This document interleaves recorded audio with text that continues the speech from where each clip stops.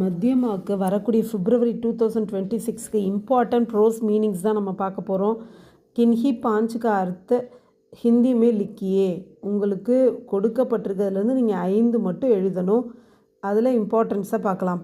பசந்து கர்னா சாஹ்னா விரும்புதல், author கர்னா மரியாதா கர்னா மரியாதை செய்தல், பிரதிவர்ஷ ஹர்ஷால் ஒவ்வொரு வருடமும், குஜர்னா பீத்னா நாட்களை கழித்தல், சமத்கார் கராமாத்